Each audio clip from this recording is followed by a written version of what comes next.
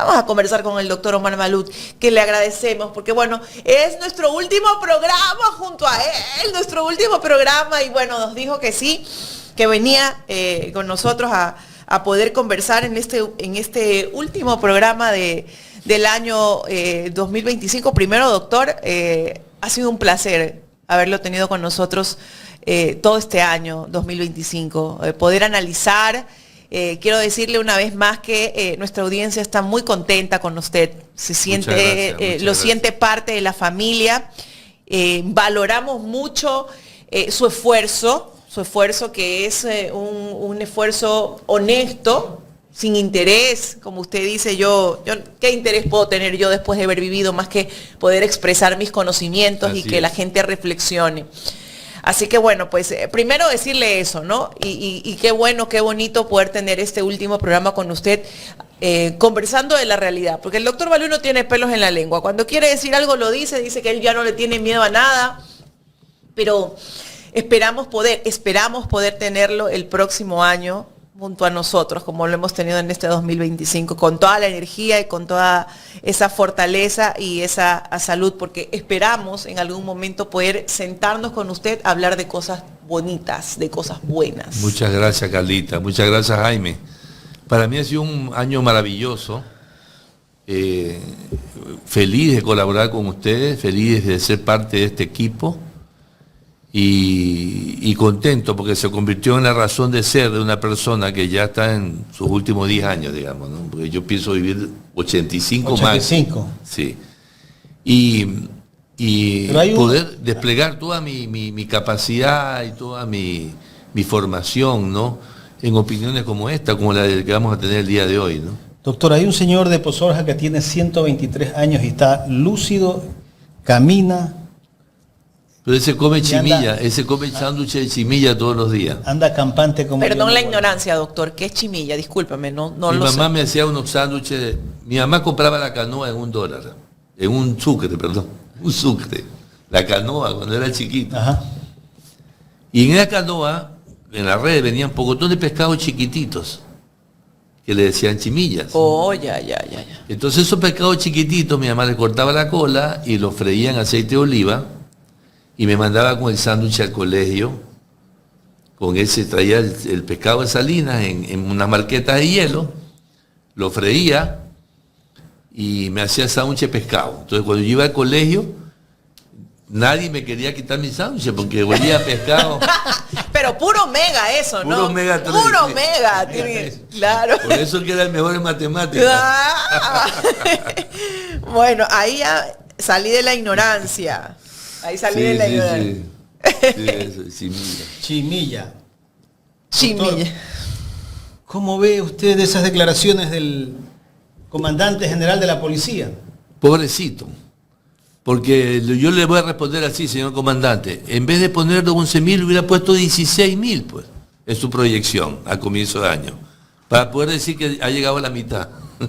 Es decir, es absurdo pensar en que una función exponencial a comienzo de año, que seguramente le hicieron así, ¿no?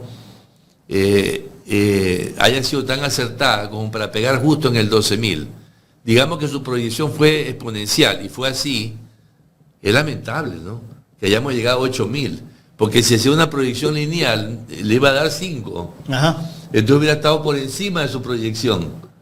Entonces él mismo se hace el harakiri solito, desde el punto de vista matemático, digámoslo así. Es absurdo lo que dice el señor policía. Se alegra. Pero ahí demuestra la ignorancia de estos señores, ¿no? Alegrarse porque su función exponencial le dio un punto más alto que la función exponencial de otro. Yo realmente me da pena este señor. Que tengamos comandantes de policía con esa condición mental, digámoslo así. Esa situación intelectual. Ellos ya se olvidan que son oficiales, sí. Se vuelven más serviles. Son serviles. Político. Son serviles del poder político, toda la vida, pero hoy, en este caso, en este gobierno, mucho más que antes. Militares, policías, todos son serviles. ¿Por qué llegan a eso? Porque en el Ecuador no hay grandes oportunidades, entonces los militares van rompiendo la cadena, la pirámide la van rompiendo. Entonces van sacando, hasta que se van quedando unos cuantos arriba en el poder. Y esos tratan de cuidar ese Y espacio. esos tratan de cuidarse. Parkinson creo que hizo un estudio en la Armada inglesa de que todo general o almirante de la Armada prefería poner el más mediocre de todos debajo de él para que no lo sustituyan en el poder. O sea, si yo tengo 3 colaboradores, yo haciendo al más mediocre de los 3, para que los otros 2, que son más inteligentes y más capaces, no me reemplacen a mí. Entonces ahí está la explicación, ya hay un estudio científico sobre esto. Así sacaron al general Arauz, ¿no? Claro, grandes generales y comandantes, coroneles. La general Tanya Varela fue la que lo sacó de exactamente. la carrera. Lo veía como rival. Es que así son, pues. Y yo le digo porque yo he sido invitado, amigo de muchos generales y muchos almirantes en mi vida. Y he visto el entorno familiar que ellos tienen en sus invitaciones. Y las esposas, los familiares, forman parte como de estas ovejas obreras que van presionando al uno y al otro para hacer que suban. Es decir, la familia del uno apoya a la familia del otro para irlos empujando. En realidad se consideran que socialmente son una casta especial y los que no forman parte de esa casta los van sacando. O sea, también son como una élite, tienen Claro. su propio grupo y Obviamente. se manejan en base a sus propios intereses. Obviamente. Y entre familias se apoyan para que vayan ascendiendo. Se ve mucho esto en el ejército, sobre todo en la marina, te cuento. Policía y ejército también. Terrible lo que ocurre en las Fuerzas Armadas y en la policía. Doctor Maluk, pasemos al tema de lo que ocurrió este fin de semana. El juez Jan Valverde negó el habeas corpus al ex vicepresidente Jorge Glass. Parece ser que este juez tiene una trayectoria bastante cuestionada, por lo que leí un tuit del doctor Jofre Campaña, ¿no? No sé si tenemos el tuit, Jorge, sería bueno leerlo nuevamente para que el doctor Maluk conozca lo que ha hecho este juez. Hay un cuestionamiento de parte del doctor Campaña, aquí está el tuit, dice: en efecto, el juez Daniel Valverde Guevara, un ignorante a carta cabal, obediente a alfombra del poder. La Corte Constitucional tiene el caso en sus manos. Confío en que declarará su absoluta negligencia que facilite su posterior destitución. Ningún ciudadano debe ser juzgado por este juez. Y se lo etiqueta Aquiles Álvarez, porque es un caso de Aquiles Álvarez. Yo vi todo el juicio y vi la sentencia. Me di esa molestia de hacerlo, porque quería estar bien empapado de lo que iba a suceder, sobre todo para poder opinar. Me pareció un juez que aparentaba él con esa... Ser imparcial. No, esa forma de ser de él, dominante. Ese garbo que mostraba. Ese garbo, esa soberbia expresada en su cara. Desde el momento que no lo dejó participar más de 2 minutos. A Jorge Glass. Es absurdo. Es absurdo. Si es al que tenían que escuchar. Es lo obvio, elemental. Una persona que tiene 16 enfermedades, ¿no? Que están ahí de alguna manera afectándolo. Tenían que escucharlo. 2 minutos. La forma en que trataba a los abogados del Ministerio de Salud Pública, a los abogados de la Procuraduría, a los abogados del SNAI, querido doctor, queridísimo, estimado y queridísimo, cuando se dirigió a los abogados de Glass, a ver, a ver, continúe, señor. O sea, de una manera realmente... Se notaba el sesgo. Parcialidad, se notó un sesgo desde el primer momento. Yo, pues, como investigador científico me di cuenta claramente del sesgo. Y vi cómo él iba preparando todo, dando palabras, dándole alargue a lo que querían los abogados del gobierno, digámoslo así. Y minimizando lo que decían los abogados de Jorge Glass. para lograr su objetivo final, porque su objetivo final ya lo tenía claro, ¿no? Negar todo Para no darle. y terminar en una motivación de sentencia que realmente no es una motivación, porque para mí la sentencia no está debidamente motivada. O sea, le faltó motivación y puede ser perfectamente apelada, incluso tirada abajo, ¿ya? Puede ser que sea reversible, porque él se queda en lo superficial, se queda en la carcasa, se queda en los elementos menos importantes en el momento de dictar su sentencia. Por ejemplo, no se concentró en lo más importante, que es la intención suicida, que eso es lo que yo quiero hablar hoy. Ok. Que incluso a ti como comunicadora y a quienes nos escuchan les va a gustar el análisis, porque es un análisis vivido, es una vivencia mía como investigador científico en el Instituto de Neurociencia. Porque a mí en mi doctorado me exigieron que haga 2 trabajos de investigación práctica. Y yo elegí el Instituto de Neurociencia, antiguamente llamado Lorenzo Ponce, ¿ya? O sea, yo estuve ahí, no es que estuve por pacientes, sino que estuve como Estuvo haciendo una investigación. Una investigación. Y por eso estuvo ahí. Entonces, a ver, esa intención, usted ve en Jorge Glass una intención suicida ya, A ver, después de todo su claro, proceso. ya te explico. La intención suicida es una intención que sigue el comportamiento planificado. Comencemos por eso. Lo primero que tú tienes es la idea suicida. De cada 10 personas, 3 o 4 tenemos idea suicida. Yo tengo mi idea suicida. O sea, yo ya sé, el día que yo me quiera suicidar, me voy a tirar del último piso del edificio del foro. Ok. Ya esa es mi idea suicida. No lo voy a hacer, porque no se han dado las condiciones para que lo haga.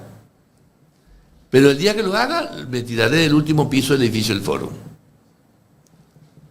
Pero no significa que yo esté mal, sino que 4 de cada 10 aproximadamente tenemos esa idea suicida. Yo sé que quienes me están escuchando, muchos de ustedes, han de haber pensado, el día que yo me suicide, me voy a cortar las venas. O el día que yo me suicide, me voy a tirar al pie de un tren. Yo estoy seguro que Glass ya la tuvo. ¿Por qué la tuvo? Porque le han puesto las cámaras especiales para poderlo vigilar. Y lo dice en el proceso, y lo dice el juez, y lo dicen los abogados del SNAI y del Ministerio de Salud Pública. Él tiene 2 cámaras ahí que le molestan a él, pero casualmente para evitar un suicidio.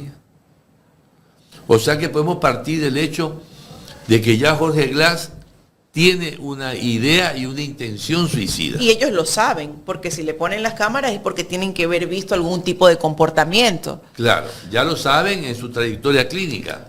Lo sabe el médico internista que declaró, no me acuerdo el nombre, pero un médico que declaró... Barreto. Que te voy a decir una cosa, lo quisieron descalificar en el proceso. Y el juez se prestó para esa maniobra. El juez se prestó para la maniobra. Pero al que menos puede descalificar es al internista. Porque el psicólogo y el psiquiatra trabajan sobre lo que le dice el paciente. Pero el internista lo está viendo lo está viendo, está ahí con él. Entonces el médico internista tiene mucho más experiencia en este tipo de situaciones que la que puede tener un psicólogo o un psiquiatra. Pero en todo caso, ya, eso pasó. Lo trataron de descalificar y creo que lo lograron al final porque el mismo juez en su providencia menciona que el señor no tiene la experiencia. Ya. Ok. ¿Qué sucede? Que cuando una persona tiene una idea suicida y durante el tiempo que transcurren los hechos, como el caso de Glass, 8 años en prisión, empiezan a aparecer enfermedades que lo llaman los médicos comorbilidad. Comorbilidad significa que comparecen, o sea que confluyen juntas varias enfermedades. En el caso de Jorge Glass son 16. Pero supongamos que fueran solo 2. Depresión, ¿no? Y problemas de presión alta o de qué sé yo, depresión y presión alta. Las personas que tenemos en algún momento de presión alta y tenemos depresión, de alguna manera somos propensas, como cualquier persona que tenga una comorbilidad, un cáncer, por ejemplo, y una depresión, te va a llevar al suicidio, posiblemente, con alta probabilidad. Entonces, estas comorbilidades hacen que la persona se sienta mal y sucede que su consciente, que es el enemigo número 1 que tiene el consciente. El subconsciente. El subconsciente es tu enemigo número 1 de tu consciente. Y dice, hazlo.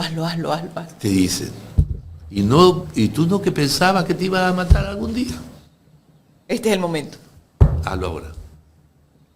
Entonces, esa tortura que tiene Jorge Glass, como lo mencionó la abogada en la entrevista anterior, de hecho, que seguramente por la experiencia que yo tuve 6 meses trabajando con suicidas que no se suicidaron, digamos, o sea, intención suicida, gente que tuvo intención suicida, y con familiares de los suicidas, o sea, de los que sí se suicidaron, porque trabajé con los grupos de los familiares de los suicidas. Incluso he tenido 2 experiencias personales que me han llamado a mí, sin ser médico. Yo no soy médico, yo no puedo tratar a un suicida, a una persona con intención suicida.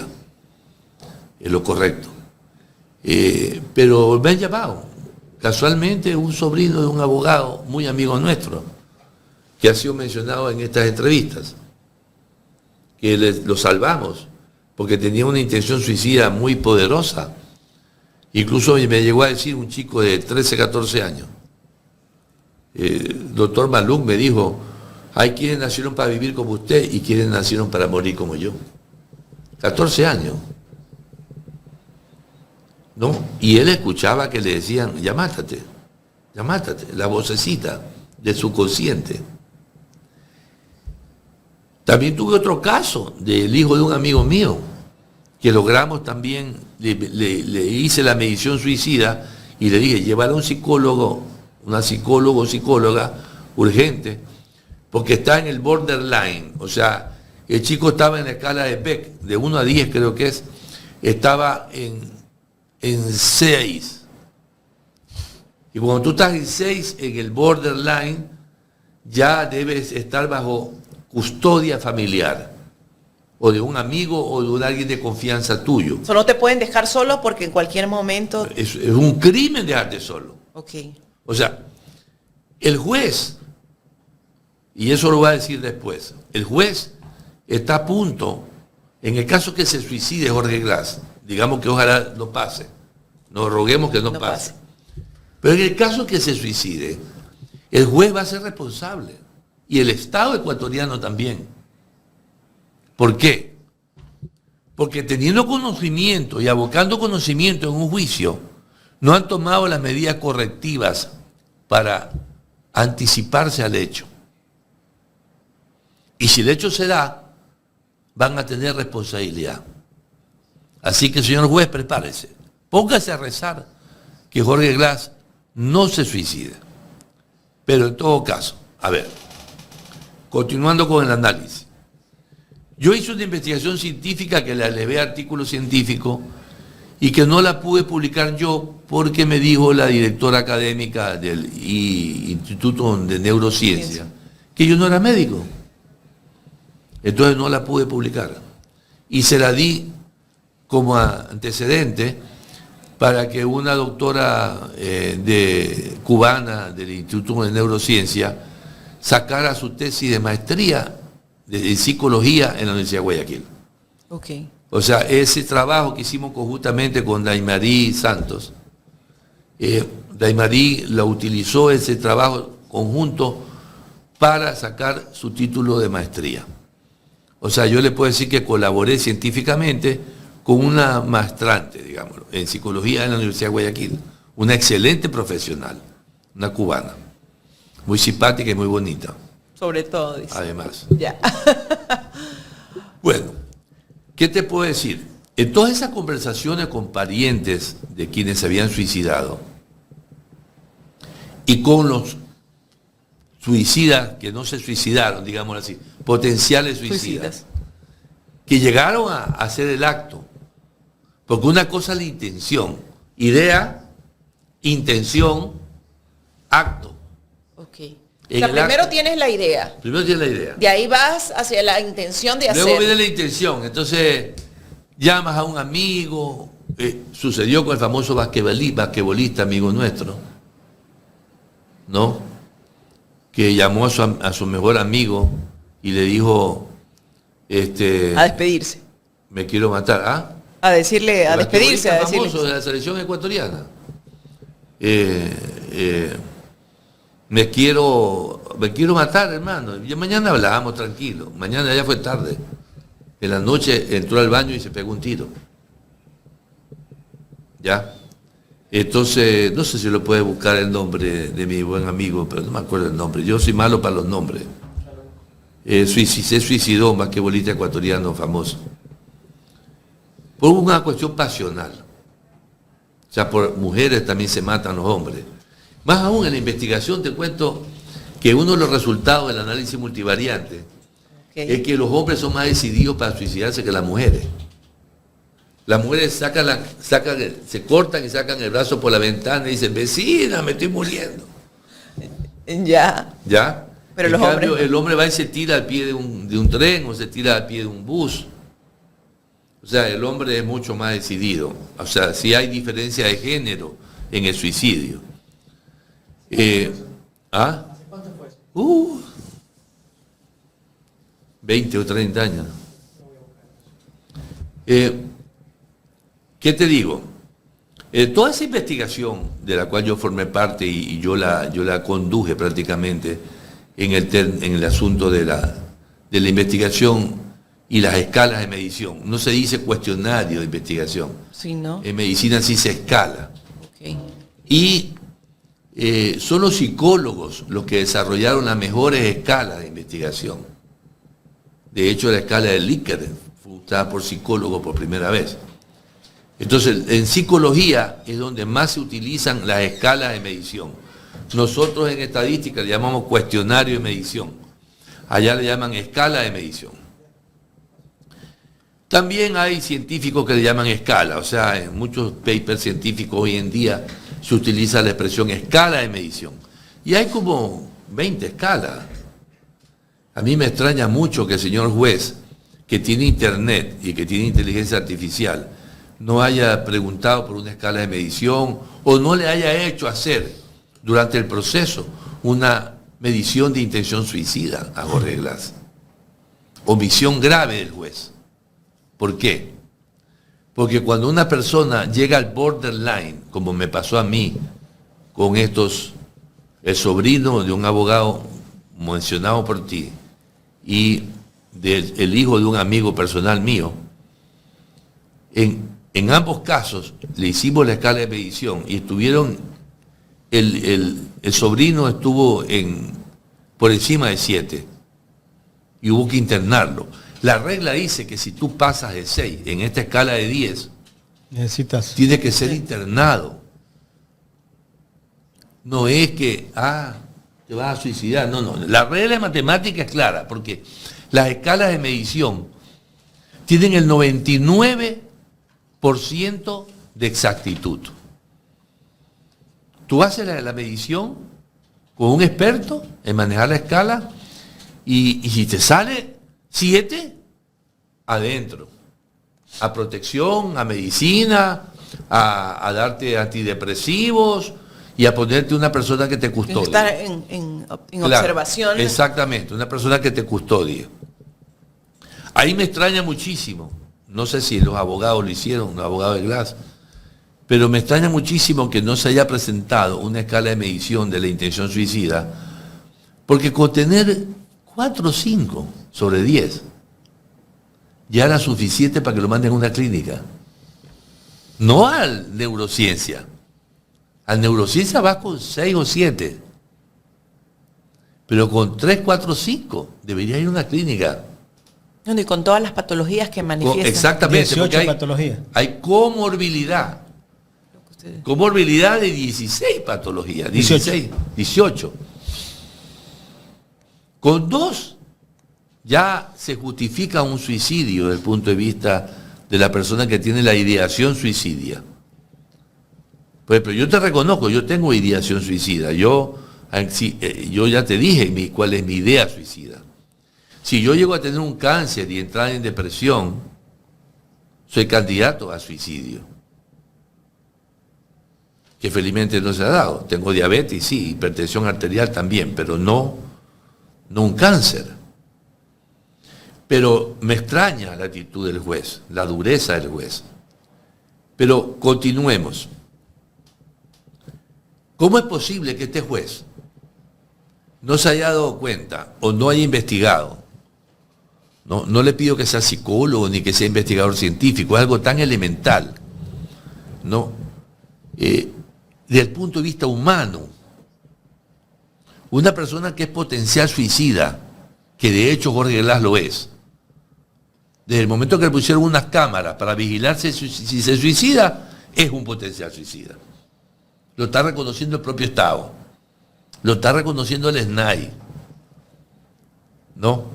¿Cómo es posible que este juez sea tan deshumanizado que no haya dictado una medida cautelar, compensatoria? No digo yo que le iban a dar el habeas corpus y liberarlo y mandarlo a la clínica por toda la vida, pero le recuerdo que Antonio Hanna salió a una clínica, le recuerdo que muchos han salido a clínica, inclusive empresarios privados que han estado detenidos. Isidro Romero, ¿no? Por los bancos. Muchos, el señor Ortega, todos han salido a clínica. ¿Por qué Jorge Glass no puede salir a una clínica? Es lo que no entiendo. ¿Cuál era la intención de los abogados del Estado, los que representaban al Estado ese día? Porque casi que todo lo que ellos exponían era como que nos decían que Jorge Glass estaba siendo bien atendido, pero hablar de bien atendido en las cárceles es difícil. Si pero vemos cuántos mueren todas las semanas. Pero fíjate tú, el error grave del juez, inexcusable, error inexcusable del juez. Decir que está bien porque hay ventilación, porque hay luz, porque hay un patio, porque hay una cancha deportiva. A ver, estamos hablando de la cancha deportiva y de la luz y del patio, estamos hablando de la persona. La persona, puedes tú ponerle a una persona con intención suicida, puedes ponerle arbolitos de Navidad y su intención suicida sigue siendo la misma. ¿Sabe cuál es el amortiguador más importante de la intención suicida? El cariño familiar. Y no le permiten tener y no puede entrar, como dijo el abogado, no pueden entrar sus familiares. Eso no si una persona, tú estás sospechando que se puede suicidar, tienes que tenerla en un ambiente afectivo excelente.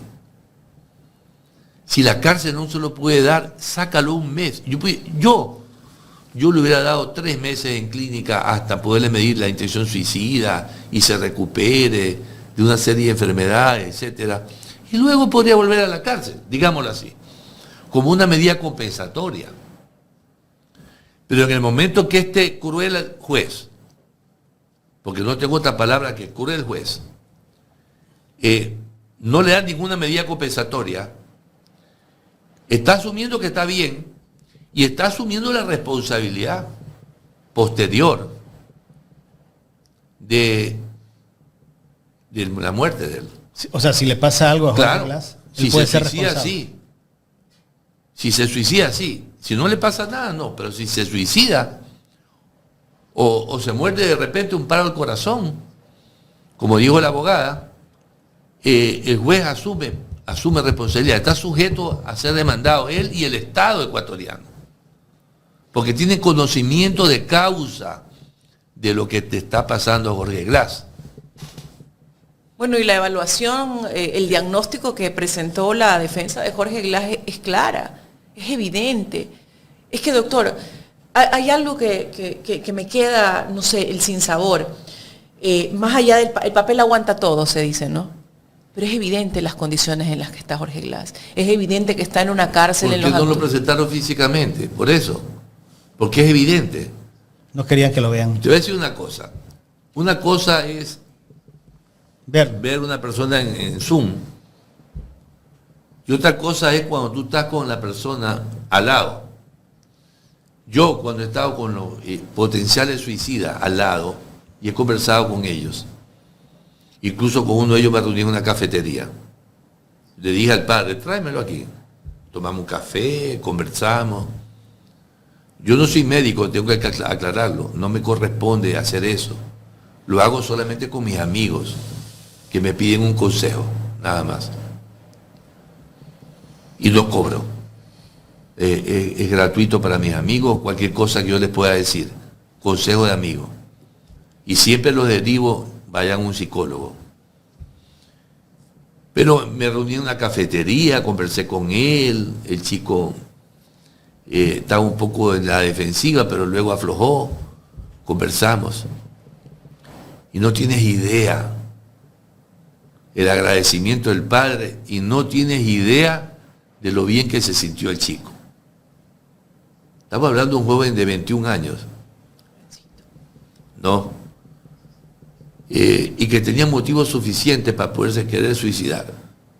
Como el otro que te mencioné anteriormente de 13, 14 años. ¿No? Entonces, todas estas experiencias mías me demuestran que cuando tú tienes la cercanía de una persona, un amigo, alguien de confianza, un familiar, tu idea suicida, tu intención suicida baja. Tu intención suicida baja, disminuye, ¿no? Y entonces esa cercanía familiar parece que al juez no le interesó. Es un juez con sangre de horchata. Porque no te digo que tenga que tener experiencia, pero una persona humana, realmente humana, le hubiera dado un tiempo fuera de la cárcel. No te digo que 6 meses, 1 año, pero 1 mes, 2 meses. Debió ir a una clínica, debió ir a un... Obviamente. Pero es que es elemental. A mí me escriben gente, troles de Novoa, que me ofenden y me insultan y me agreden y me dicen de todo, ¿no? Porque los peores troles que yo he visto en mi vida son los de Novoa. Yo pensé que eran los de Lazo. Están bien pagados. Pero estos están bien pagados y, claro, y están llenos de odio. A nosotros, a mí también me atacan. Pero a mí me dicen de todo. Sí, he leído. Sí. A mí me dicen, pero unas barbaridades. Yo los bloqueo, a los que son muy groseros los bloqueo. A los que tienen algo de chiste, los dejo.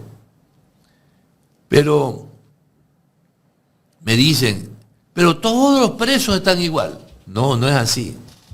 Es que no es así. El argumento que todos los presos tienen, si lo mandan a Glass, a una clínica, deberían mandarlo a todos los presos, a todos los PPL igual. Es que Glass está enfermo. Pero es que este tiene 16 o 18 enfermedades. 18 patologías. Pero tiene la más grave de todas, pues. La intención suicida. Por eso es que yo pienso que el juez omitió lo más importante. Ahora, doctor, yo le pregunto a usted, ¿por qué tanto cuestionamiento al médico internista que estaba allí ese día? Que ese médico no es que lo invitó el ingeniero Jorge Glass para que sea su médico y que lo represente. Es el médico de la Comisión Interamericana de Derechos Humanos que conformó una comisión acá en el Ecuador, y él es el médico que ha estado pendiente de Jorge Glass. En cuanto le han dado la oportunidad de tener contacto con Jorge Glass. ¿Por qué tanto cuestionamiento? Y le preguntaba cada rato, uno de esos abogados le decía, usted es psicólogo, pero él es médico internista. Quiere decir que el médico internista puede tratar a los pacientes que tienen diferentes patologías. Son los que pasan en los hospitales, pues. Pero obvio, si tú me preguntas a mí si yo soy psicólogo, yo te decir que no soy psicólogo. Pero de intención suicida sí sé, porque la investigué. El médico internista está permanentemente con el paciente, como te lo expliqué anteriormente. Una cosa es estar con el paciente, otra cosa es verlo los 30 minutos que te da el psicólogo para que tú le hables. No es lo mismo. Entonces, la intención de descalificarlo al médico fue parte de la estrategia del gobierno de Daniel Noboa de no sacarlo a Glass a una clínica por ningún motivo. Entonces, el primer eje de la defensa fue atacar al médico, que le dieron con todo, y el juez se prestó para eso. ¿No? Tanto es así que el juez en su sentencia menciona que ya en la nueva mesa médica ya no está este médico, como diciendo ya lo del médico es obsoleto, ¿no? O sea, pone el dedo en la llaga, tratando nuevamente de descalificarlo en su providencia, que insisto, una sentencia muy poco motivada, y fue apelada en ese momento. Sí. Por lo tanto, yo pienso que un tribunal de alzada, la Corte Superior, lo va a considerar que una sentencia poco motivada. ¿Usted cree que la justicia Sí. cambie Sí. respecto a lo Sí. que... Sí. ¿De qué manera? Porque primero son 3 jueces. No es uno. Esos 3 jueces van a deliberar. Y no va a faltar uno de los 3 que diga, ¿y cuál es el problema de mandar a una clínica un mes? Yo te pregunto a ti. Es que no hay problema. Dame un argumento para que... Los argumentos que existen es que las patologías que tiene Jorge Glass son 18. No, dame un argumento para no enviarlo. Para no enviarlo. Es que no hay argumento, lo único... No hay argumento. Yo digo, un argumento no para hay- no enviarlo. Que Pero la le- gente que nos está siguiendo lo mande por WhatsApp. Hay troles, saluda a los troles. Saluda. A ver, los troles, manden los troles. Mande un argumento. Doctor, Mándeme un insulto en nombre de Daniel Noboa, ¿no? En nombre de Daniel Noboa, viejito, tómate la pastilla y ponte el pañal. doctor, la doctora Sonia Vega justamente nos decía, yo le decía, bueno, aquí apelamos Sonia Vera. porque Sonia Vera, porque la ciudadanía ya hay una conmoción, o sea, ya hasta por mucho rechazo que hayan en su momento tenido el correísmo o el ex vicepresidente Jorge Glass, ¿no? La gente dice, bueno, no, ya estas condiciones son infrahumanas. Y ella decía, pues, aquí es la Corte Constitucional. Es la Corte Constitucional. ¿Usted cree que esa Corte Constitucional realmente se pronuncie Mira, a favor? Yo te voy a decir una cosa. Un juez, para validar esa sentencia, tendría que tener argumentos para no enviarlo a la clínica. Porque no me vengan a decir que todos los PPL deben ir a la clínica. No, señores, no todos los PPL lo han solicitado. Ni todos los PPL están en la situación de Jorge Glass. Te voy a decir una cosa, Carlita y Jaime. Yo nunca he sido simpatizante de Jorge Glass. Okay. Nunca. Más aún, te voy a revelar algo. Cuando hubo el caso de Jorge Glass, en la famosa tesis de grado de él, que lo acusaban de plagio, me llamó a mí el rector, en esa época Sergio Flores, y me dijo que yo forme parte de la comisión. Yo le dije, no, yo me excuso. Y me dijo, ¿por qué? Porque es muy probable que yo esté en contra de Glass. Yo me prefiero excusarme, yo estoy predispuesto porque yo pienso en mi rigidez académica y en mi dureza académica que al haber incorporado esa información en su tesis no fue correcto. Bueno, al final de la Politécnica le resolvió sacar todo de la tesis y purificarla, digamos, ¿no? Es decir, el acto de incorporarla desapareció cuando la sacaron la información sobre las ondas. Yo sigo sosteniendo que el hecho que la saquen la información de la tesis no justifica el que lo haya hecho, ¿sí me explico? Honestamente, soy muy honesto. Yo, si yo hubiera sido el juez de Jorge Glass en esa oportunidad, yo le hubiera decidido, señor Jorge Glass, vaya y corrija su tesis y traiga la mejor hecha. No hubiera sacado y ya, se acabó el problema. Que sacaron las partes que no estaban citadas, digámoslo así. Correcto. Ok. Entonces yo nunca he sido clasista de ese punto de vista. Pero yo no puedo negar que en este caso hay un ataque frontal, lleno de odio de Noboa y de todos los que lo siguen. Y de los medios también. Y de los medios. De comunicación. Y más que nada, te voy a decir una cosa, de esos abogados del Ministerio de Salud Pública y el SNAI y el juez. Esos abogados que creen que toda la vida van a estar en el poder, ¿no? Exactamente. Pero con una crueldad que hacían las preguntas. O sea, no eran preguntas... no, pues, y el juez que les daba la razón. Humana, pues, el juez que les daba la razón, tenían la cancha inclinada. Totalmente, el juez todo le validaba. Claro, pues tenían todo. Exactamente. Es como en un partido de fútbol. Exactamente. Si usted tiene al árbitro... Pero yo ahora hago el enunciado y le pregunto a los abogados del Ecuador, a los que son abogados. Yo no soy abogado, ustedes son los abogados. Respondan. ¿Cuál es el argumento para no sacarlo a una clínica?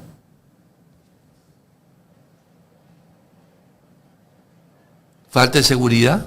Señor Reinberg, ¿usted no tiene un ejército para poderlo cuidar en la clínica? ¿Usted no es una persona dura, recia, como Hitler, que de alguna manera podría cuidar a un reo que está en una clínica? ¿Lo podría usted cuidar? Para que reciba cariño de su familia, para que la intención suicida baje, para que se le curen los hongos, para que se le curen alguna serie de afectaciones que tiene. Yo soy un ser humano y actúo como ser humano. Usted, señor Reinberg, le pregunto, quiero que me responda aquí al WhatsApp, Ecuador Directo. ¿Cuál es el argumento para no sacarlo a una clínica? Ninguno. Yo no lo encuentro. Falta de seguridad no es. Si cuando el presidente fue a Durán llevó un ejército y cuando él sale a las calles de Guayaquil en su Porsche, hay un ejército que lo sigue, que no pueden poner 2 policías en la puerta del cuarto de Glass y uno en el balcón para que no se escape y que se pueda resolver este problema humano que tiene este hombre. Porque yo sí les advierto, y lo digo en este programa hoy, si algo le llega a pasar a Jorge Glass, el Estado ecuatoriano y el juez van a tener que responder. Sería terrible. Decía la doctora Sonia Vera, ¿no? Y leyendo los mensajes de la ciudadanía, el pueblo piensa lo peor. Y ella decía, yo conversé con el ex presidente Rafael Correa y le decía, presidente, estamos mal, pensamos lo peor ya, o sea, cualquier momento nos dan una noticia fatal, esas que no queremos recibir. Pero más allá del juez, doctor, y más allá de la justicia de este país, que sabemos que está tomada, hay un hecho que viene desde la parte de la empatía, ¿no?, del ser humano.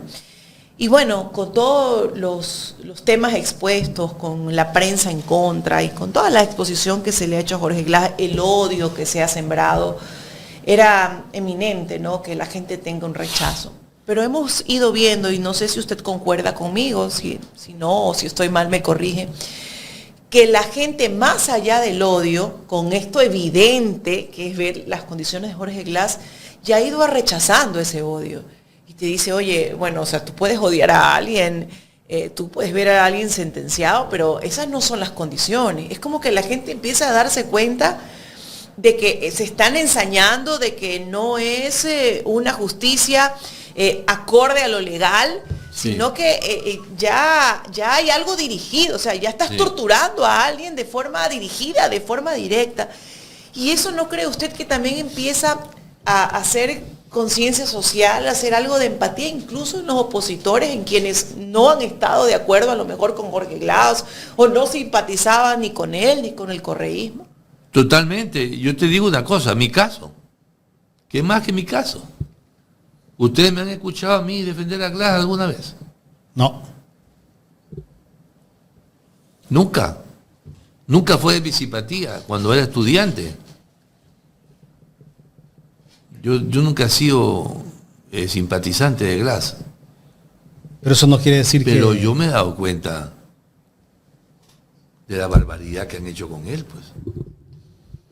Desde el momento en que no lo presentaron en cuerpo físico, yo dije, aquí está amarrado este burro. Esta sentencia está amarrada. O sea, no lo presentaron para que no se den cuenta de la realidad, ¿no? Exactamente. ¿No?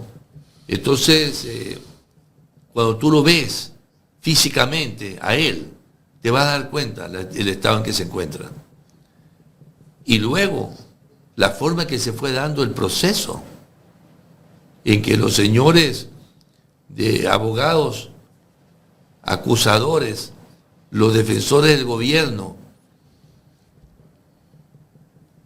los del Ministerio de Salud Pública, del ENAI y de otros que estaban ahí, Procuraduría, etcétera, tomaban la palabra y decían cualquier cosa, y el juez le decía, gracias, doctorcito. Querido doctor, muchas gracias. Ya estaba todo preparándolo. Al final la sentencia fue una carcasa vacía. ¿Por qué fue una carcasa vacía? Porque dice, se rechazan los 4 argumentos de violación constitucional y no se ha probado que sea necesario sacarlo. Pero ¿qué más prueba? Para mí, la prueba más contundente de ese juicio son las cámaras porque le ponen para que no se suicide. ¿Qué más prueba quiere? Si Pero obvio, es una declaración de parte, ¿no? Y obviamente se demostró en estos abogadas y abogados del gobierno, un odio, pero un odio Pero que viene desde... transmitido, porque no entiendo por qué lo odian ellos a Glass, porque Pero los abogados ¿qué cumplen con su trabajo también, ¿no? Sí, pero le ponen mucha cizaña, mucha hazaña, le ponen mucho condubio, cuando las cosas las podían haber hecho mucho más sencillas, ¿no? ¿Verdad? O sea, nos oponemos, estamos en contra, rechazamos, objeción, pero algún abogado que objetaba cuando hasta le preguntaban al doctor si recibía alguna remuneración. Y objetaba, y objeción, pero con una virulencia. Yo no le he visto a un abogado de esa naturaleza. No, pues y se notaba así también porque el juez también les daba, como quien dice, la razón a ellos. Ellos estaban empoderados. Estaban en su salsa. Estaban se hacían empoderados. notar, o sea, lo que ellos planteaban, el juez les aceptaba. O sea, se notaba que ellos obviamente estaban empoderados. Ellos estaban empoderados. Y el abogado, en cambio, de Jorge Glass, estaba minimizado por el juez. O sea, el juez no le daba la razón a él, aunque la tenga. Ni lo dejaba hablar. Y hay mucha gente que critica a los abogados de Jorge Glass. Pero ni así pongas, bueno, yo creo que son buenos abogados, desde mi punto de vista, lo dijo también la doctora Sonia Vera en este espacio hace rato. Pero desde mi punto de vista, si pongas al mejor abogado del país, en este caso le van a dar la razón. A ver, los abogados que estuvieron en el juicio, que tomaron la palabra y todo eso, le faltó retórica. No fueron esos abogados, no, que tienen oratoria, que tienen pasión, que tienen ese verbo.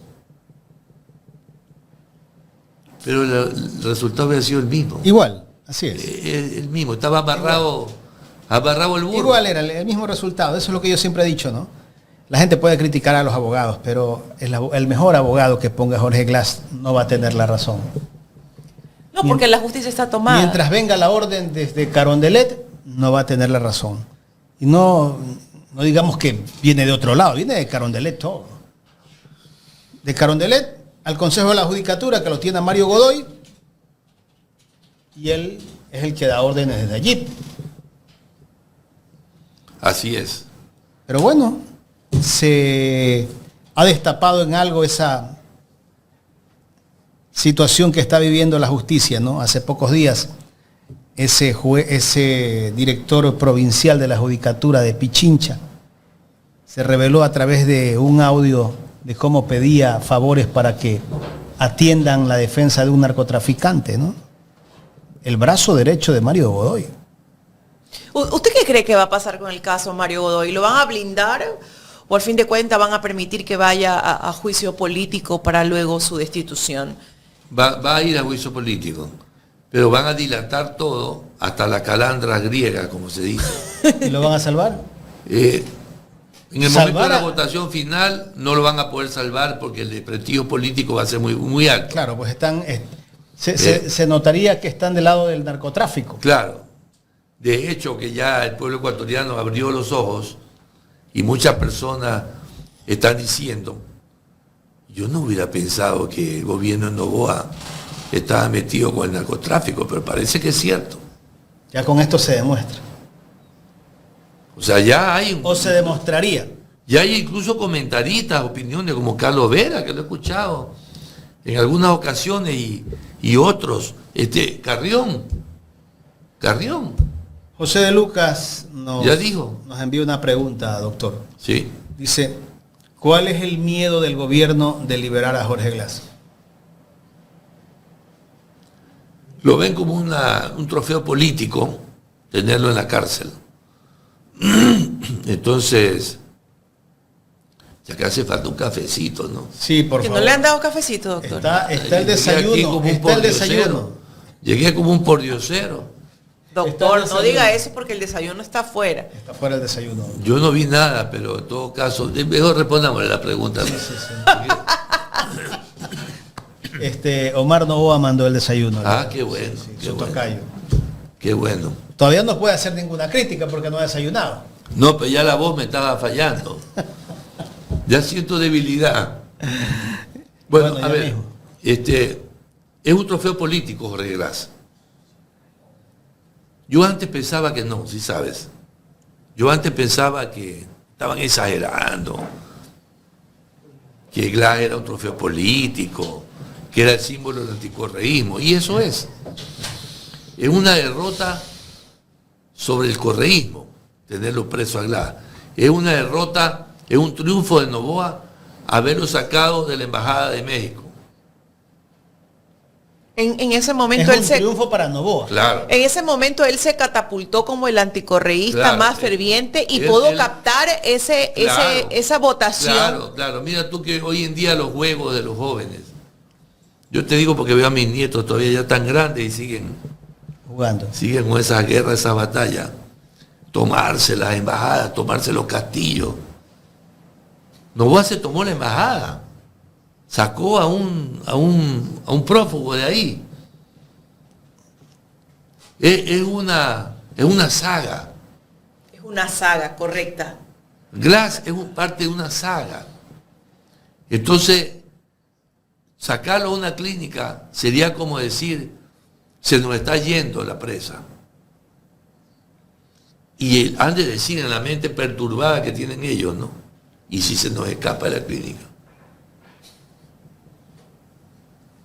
¿Y si se nos escapa de la clínica? O sea, están psicoseados. Sí, tienen pesadillas tal vez, ¿no? Yo sí pienso que tienen pesadillas. Tienen pesadillas. ¿Sueñan con Glass? Sueñan con Glass. Yo quiero mandarle el símbolo que Jesucristo le mandó a los apóstoles. Según los gnósticos, no según la Biblia cristiana, pero según los gnósticos, a Glass debería poner esta imagen todos los días en su celda para que los arcontes del mal se vayan. Porque realmente realmente una magia que funciona. Antes de decir, señor Maluk, creyendo en magia, no, yo sí creo. Doctor, pero si le pasa algo a Glass, ¿cómo queda el gobierno? Espero Normal. que no ocurra eso. No, por eso te digo, si le pasa algo a Glass, el gobierno quedaría con responsabilidad del Estado. Doctor, Mira, esta es la imagen. ya se la vamos a pasar. Doctor, una consulta. Usted dijo algo sobre Carrión. ¿Ah? Sobre Carrión, usted dijo algo. Aquí, vamos a poner aquí para que se vayan los arcontes. Los arcontes del mal. Ahí Ya está. te fuiste. Ya. Aquí me envían un mensaje y me Esto, dicen, el yo doctor... le recomiendo esta imagen Saludos para César para que la Armando ponga en su Bermeo. cuarto de noche. Y todo lo... Yo le digo que cuando yo tengo pesadilla, la pongo y se van. ¿Qué me iba a Doctor, decir? su tocayo Omar Novoa nos envía un mensaje y dice que por favor termine lo que iba a decir sobre Carrión. ¿Qué iba a decir sobre Carrión? Que Carrión, el periodista, ha dicho que cómo es posible que esto de que el narcotráfico se infiltre en la Corte de Justicia, en este gobierno. Ya los periodistas están reaccionando. Pero si el chochólogo lo ha venido denunciando desde hace mucho El tiempo. chochólogo ya sabemos, porque el chochólogo es parte de nuestro lado, digámoslo así, de lo que siempre hemos criticado. Pero ya cuando salen periodistas neutrales como Carrión, o cuasi neutrales, No tan neutral. cuasi neutrales, que un hombre sesudo, pensante, que razona, o el mismo Carlos Vera incluso, significa de que algo está pasando. Entonces, la pesadilla de ellos, lo que le quita la paz, es pensar que si Jorge Glass salía a una clínica privada o una clínica del Estado, pública, de alguna manera se les iba a escapar. Y eso lo tortura, Novoa, lo tortura. Es como que se le escape la presa. Pero Jorge Glass sí, creo que tuvo el tiempo para escaparse, ¿no? Hasta para irse del país. No lo hizo. Tuvo casi que un año. Sí. Todo el mundo le decía que lo haga y no lo hizo. No se fue. Él quería dar la cara. Él dio la cara. Y dio la cara. Fue valiente. Y fue valiente. Aunque otros de los que decían que no perdían la esperanza de ver a un presidente preso, ese anda prófugo ahora, Lenín Moreno, Ah, claro. Ese se fue a esconder a Paraguay. en la mata del narcotráfico mundial. Paraguay. En la mata. Porque ya no es Marsella, es Paraguay. ¿No? O sea, Lenín, tú estás muy bien protegido allá, te cuento. Recordemos lo que dijo. Estás con tus amigos. Doctor, recordemos lo que dijo hace un tiempo atrás. Bueno, en el Ecuador no tenemos presidentes presos, pero no hemos perdido la esperanza. No pierde la esperanza que él mismo se vaya preso. Está loco este señor. O sea, ¿sabes qué? Yo he visto gente despreciable, pero como este Moreno nunca. Nunca. Nunca. Doctor, ¿cómo ve usted este 2026? Yo creería, ¿no?, que Daniel Noboa sabe que ha perdido popularidad. Él lo sabe, ¿no? Él, más allá de lo que le puedan decir sus aduladores, él lo sabe. Él sabe que tiene compromisos con el Fondo Monetario Internacional, con organismos internacionales, pero sabe también que la aplicación de esa política económica, de esa política monetaria, le traería un costo, ¿no? Ese costo social. Usted que conoce la política, incluso la familia Noboa, ¿no? Usted la conoce, ¿cuál cree que sea el actuar del presidente de la República en este 2026? Ya lo están demostrando. Hay toda una campaña para decir que la economía está bien. Hay toda una campaña para decir que el empleo ha aumentado. Hay toda una campaña para decir que el riego país ha bajado y que por lo tanto el Ecuador está bien. Yo le quiero preguntar a quienes nos están viendo si están mejor porque el riego país ha bajado. ¿Quién se atreve de los troles a decir yo estoy mejor porque el riesgo país ha bajado? ¿No? Pero eso es lo que pueden querer implantar ellos en su narrativa, pero ya el día de ayer estábamos con el licenciado de la Cruz por la calle 6 de marzo, nos recorrimos toda la calle 6 de marzo, la calle de los Años Viejos. ¿No te pusieron una pistola aquí? No, Arriesgándonos. no nos pusieron la Porque yo fui con mis nietos. Fue a comprar el monigote. Éramos 4. Mis nietos ya son grandes, fuertes. Y mi hijo y yo. Y los 4 andábamos así, que nos pongan una pistola. Como le hicieron a... Nosotros también. ¿Cómo se llama? A Limongi. A Limongi Hanna. Pero en ese recorrido sí sentíamos ya expresiones totalmente diferentes de las personas, de los ciudadanos ante el gobierno. Ya no es, bueno, esperemos, o sí, no, ya era de una forma bastante convincente de que no ha hecho nada, de que lo queremos quemar, de que no sirve. Entonces se empieza a sentir que por más que implanten la narrativa, como usted dice, y toda una campaña, ya la gente es como que te dice, no van a poder contra eso. Yo observé algunas cosas. Primero, la cantidad de gente que está en el 6 de marzo ha bajado notablemente. O sea, ya no es lo mismo que antes. No es lo mismo que antes. Bueno, Jorge, que vive por el sector, nos ha Jorge, dicho. ¿tú qué eres ahí? A las 12. Muerto, fuera. El tema de inseguridad, pues, Por ¿no? la inseguridad. La gente ya no quiere ir. Y la venta también ha bajado, no es como en otros años. Uno se da cuenta de la situación cuando uno observa que ya no hacen tantos años viejos repetidos como antes. ¿Te has dado cuenta de eso, Jorge? Sí, yo compré mi año viejo, que es espectacular, es un florindo. El monigote Sí más vi la vendido, foto, ¿ah? Sí vi la foto. ¿Sí viste la foto? Sí vi la foto. ¿No la puedes poner, Jorge? Póngala. Voy a buscar la foto Ahí la va a compartir. del florindo. Está lindo mi florindo. Y Aquí está el florindo. ya lo tiene. Sí, ahí. Pásasela. Póngale el florindo del del doctor. Bueno, en todos los recorridos, en el recorrido que hicimos, en todos los locales, y todos nos decían pues que era el monigote más pedido, el florindo. El florindo. Pero con poca producción. ¿Qué te dice eso? Fíjate tú, desde una pregunta de economía, que yo se la haría a mis alumnos Ya. en una clase de microeconomía. ¿Qué te dice que sea el más demandado, pero que haya muy poco? No hay dinero. Que no hubo plata para No producir. hubo dinero. No hubo dinero para producir, Muchos señor. de ellos hubo también dinero. se endeudan, los que hacen monigotes. Pero, Hacer su pero préstamo. es lo que estoy diciendo. No hubo dinero. Un muñeco que yo lo vi, no dudé 2 veces. Ahí está. ¡Qué lindo! Lindo, Conseguí mi un florindo. florindo. Se aceptan donaciones de gruesas Me de han dicho cámara. aquí te mando la gruesa, viejo miserable que está pidiendo plata para las camaretas. Me han dicho de todo. Pero yo, a ver, esas se aceptan donaciones de gruesas de camaretas. En el sentido de que quiero meterle 1 millón de camaretas.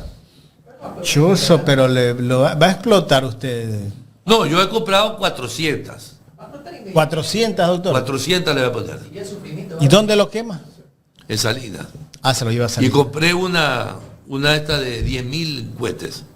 Una torta de 10.000 cohetes. Ay, doctor. Quiere ponerle todo el... Un año viejo normal mío tiene 1.200 camaretas y 2 tortas de 10.000 cohetes. O sea, le voy a poner la mitad de lo que le ponía antes. Por eso que digo, se aceptan donaciones, porque si me mandan 100.000 camaretas, 100.000 le meto. Ya no tendrá dónde meterle. Como el que me dejó camareta. solo, es que me dejó solo un año viejo a mí. Una camareta. Una. Muchas. Diciembre de 1980. Y aún así Traje 800 camaretas de guano de caña de bambú. La traje de guano. Ya. En el acto más irresponsable que he cometido en mi vida.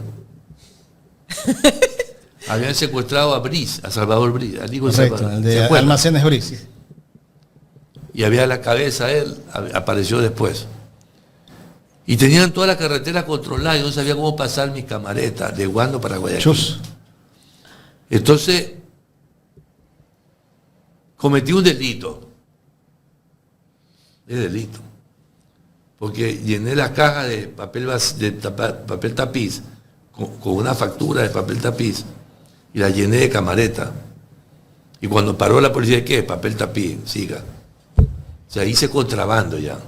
Contrabandió en ese Sí, tiempo. Pero ya pasó mucho tiempo. Ya pasó, ya no me pueden meter preso. Ya no me pueden meter preso. Pero, a ver. Traje mis camaretas y mi primo Santiago, por ir a ver las camaretas a mi casa, se estrella en una moto. Santiago Salén, Ya. la noche anterior de que haga el año viejo. ¿A usted le trajo las camionetas de él también? No, y hacíamos en equipo, los Ahí. Salén Divos, los hijos de los Salén Divos. Ahí quemaban el... Miki, Santiago, Tony Samán, yo.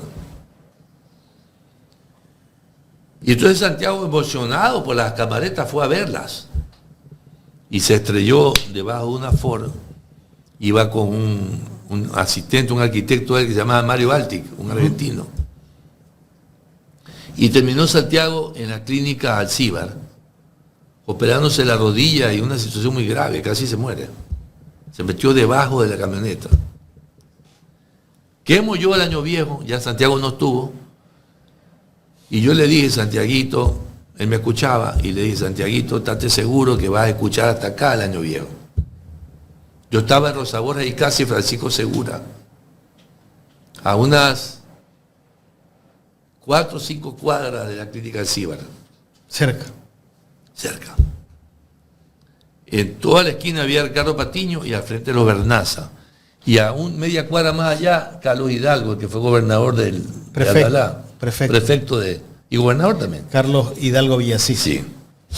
Y yo estaba aquí en toda la esquina, Rosa Borges y casa, acá, en la casa nuestra. Y le puse 800 camaretas de caña de bambú y 400 paquetes de cohete chino. Que 400 paquetes han de ser 4.000 cohetes chinos. Y esa vaina le puse una reja de malla de pollo, una malla de pollo, así que lo cubrí. Usted le puso todos los juguetes. No les pido que me toquen aquí atrás, porque puede ser mal pensado por la gente, pero aquí tengo unos pedazos de malla todavía, pedacitos de alambre clavados. Cuando me voló el año viejo, me levantó del piso. Yo pataleaba en el aire, así como esa película del oeste.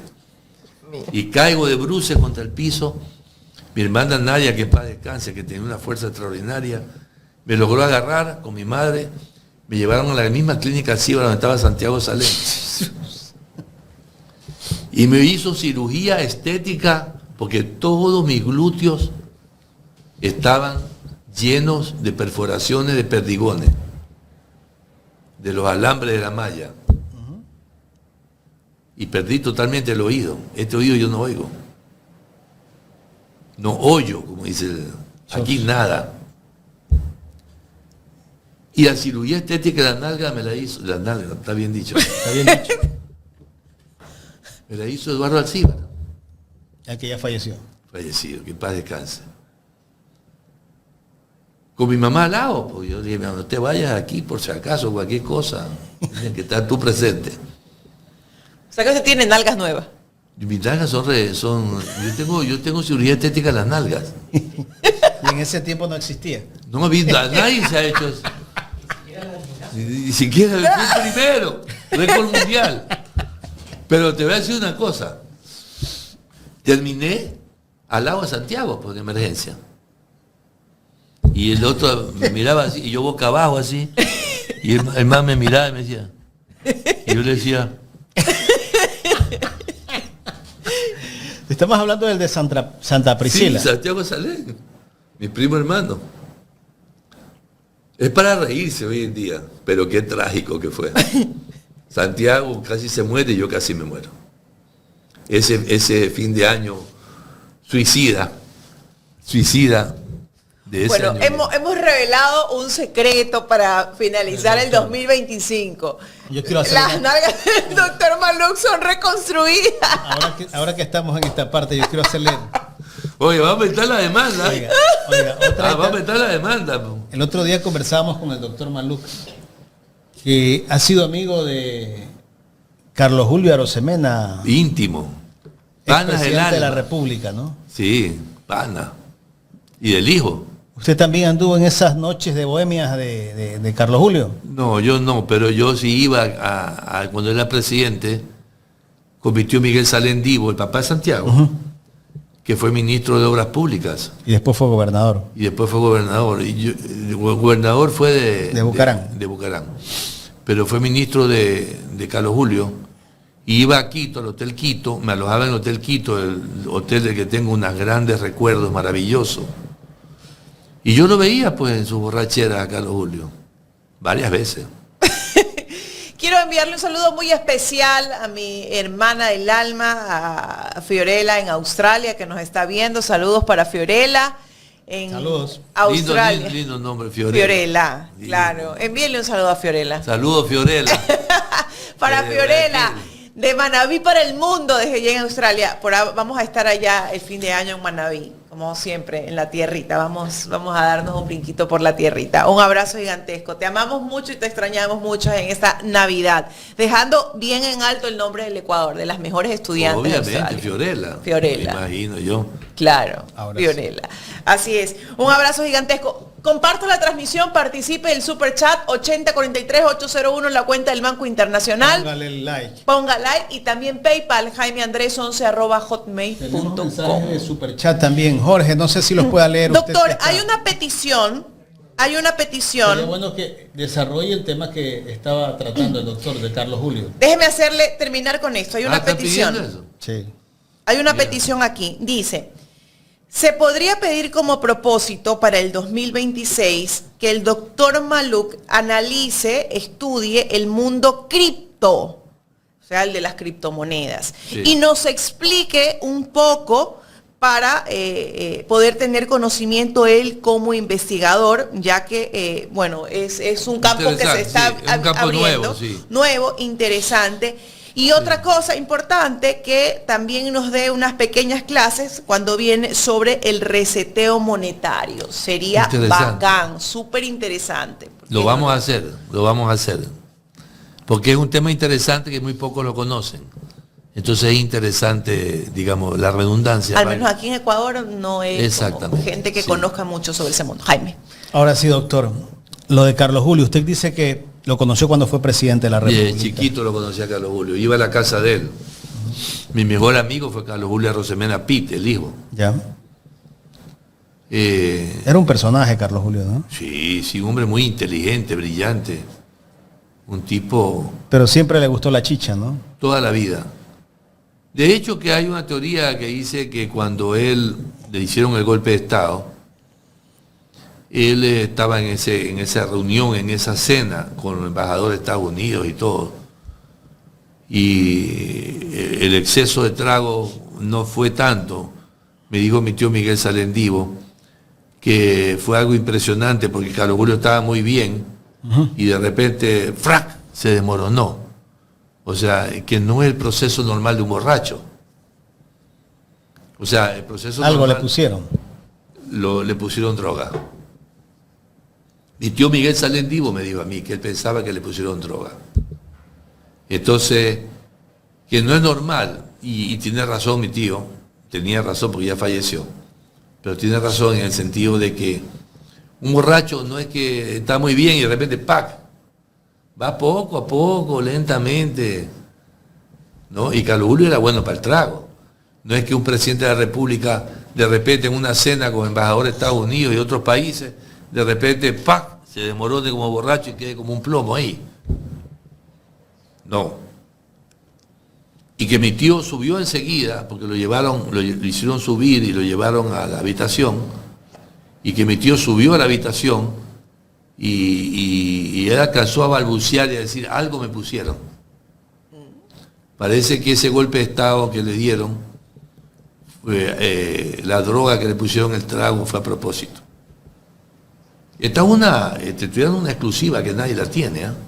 O sea, le pusieron algo en el trago, ¿no? Estamos hablando de testigos. Y es posible, ¿no? Como tantas cosas que hemos visto a tantos expresidentes o presidentes de no solamente aquí de nuestro país, pero bueno, son cosas que... Ahora, lo otro que le dijeron a Carlos Julio cuando llegó Arturo Alessandri, el presidente de Chile, y que él bajó a Alessandri y él se orinó borracho en la escalera del avión, también es una exageración. Eso no fue.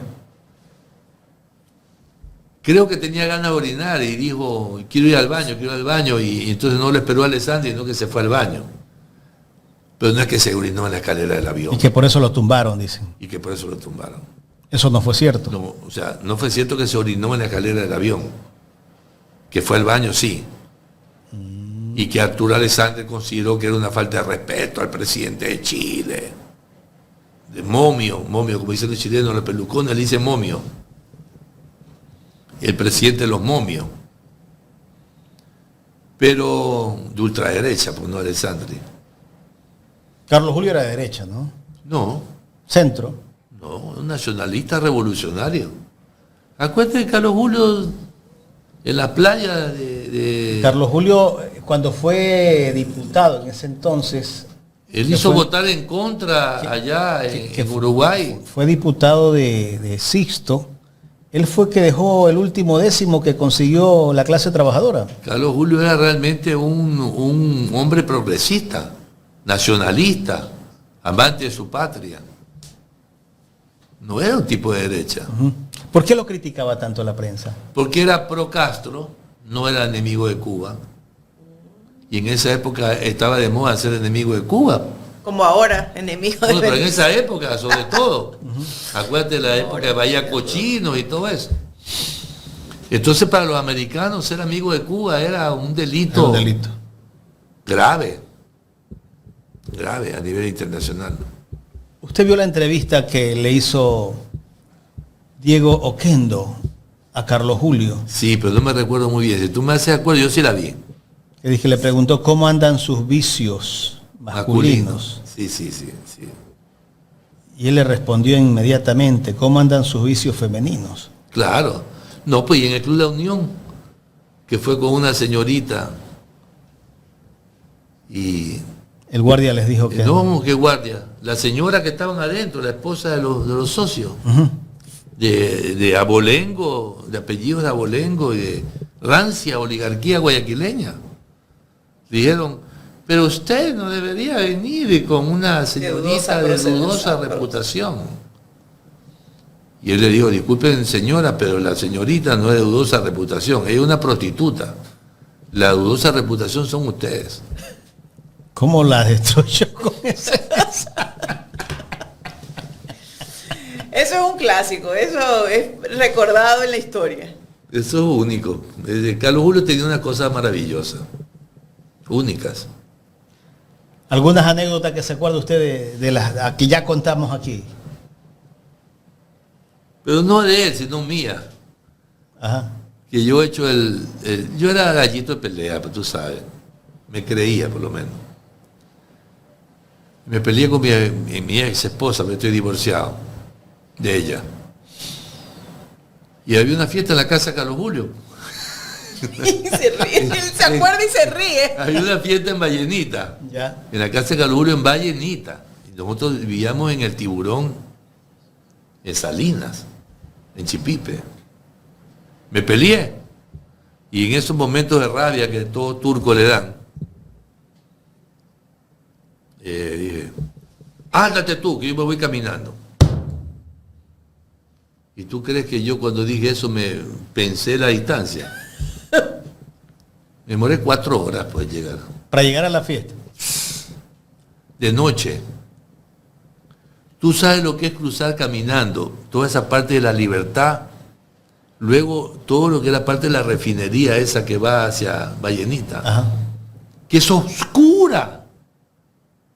Oscuro. Me salieron, te lo juro, 1532 perros a morder.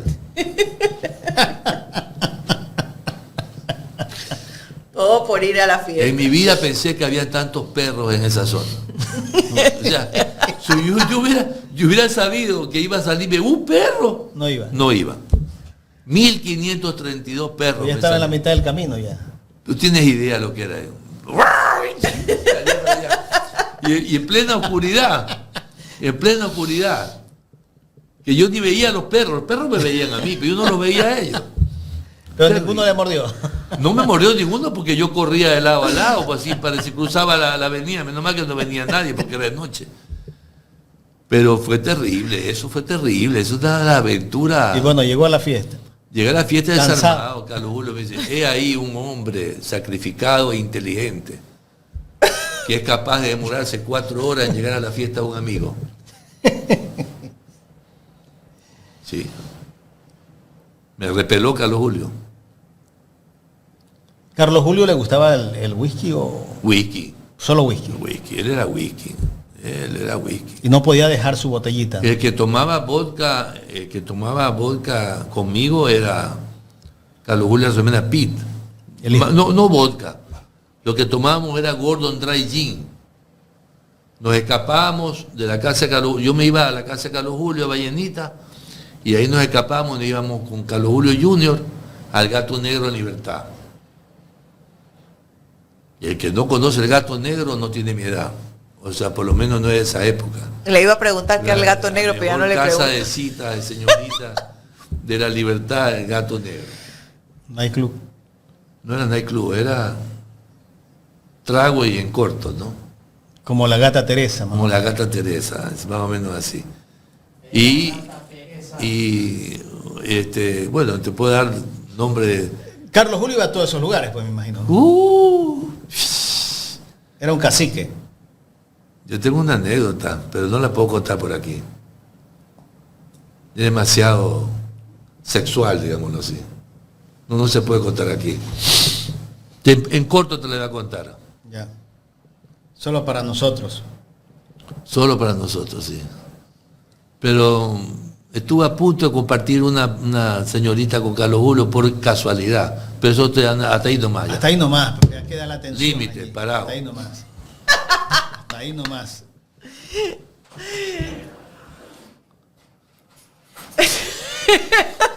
Carlita le dio la Carlita. de reírse. Ahora que salgamos a decir, cuéntame. Cuente nomás, dice la gente. Cuéntanos acá en corto.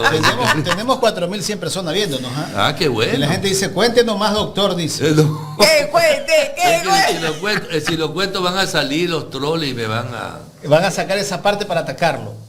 Bueno, puedo dar un anuncio. Un short. Parece que está hablando mi papá, dice Diana. No, Diana. es que me pueden acusar de una serie de cosas, No, pero... no, pero cuente por lo menos. A ver, yo tuve un amigo mío que en paz descanse, Miguel Martín Icaza. El que era periodista, abogado. El que era abogado, sí. Mi pana del alma. Y con Carlos Julio éramos los tres así. Pero los 12 andaban atrás de mi prima, ¿no? Leticia. Carlos Julio se terminó casando con Leticia y Miguel Martín quedó despechado toda la vida.